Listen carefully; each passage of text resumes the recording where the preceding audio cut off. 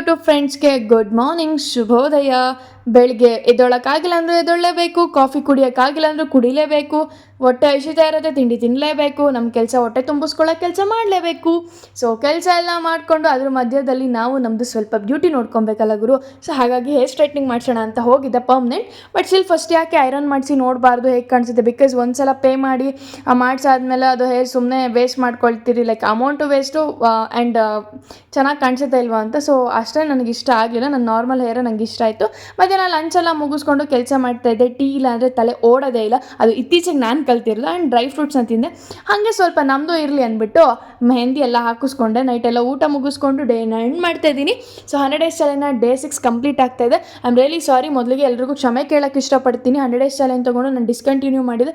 ಯಾರ ಲೈಫಲ್ಲಿ ಪ್ರಾಬ್ಲಮ್ಸ್ ಇರಲ್ಲ ಗುರು, ಹಾಗಂತ ನಾವು ತಲೆ ಮೇಲೆ ಕೈ ಹೊತ್ಕೊಂಡು ಯೂಟ್ಯೂಬ್ ಚಾನಲ್ನ ಸ್ಟಾಪ್ ಮಾಡೋದಕ್ಕಾಗತ್ತೆ. ಸೊ ಅದಕ್ಕೆ ನಾನು ಮತ್ತೆ ರೀಸ್ಟಾರ್ಟ್ ಮಾಡಿದ್ದೀನಿ. ನಾಳೆ ಸಿಗ್ತೀನಿ. ಅಲ್ಲಿವರೆಗೂ Tata, bye bye, good night.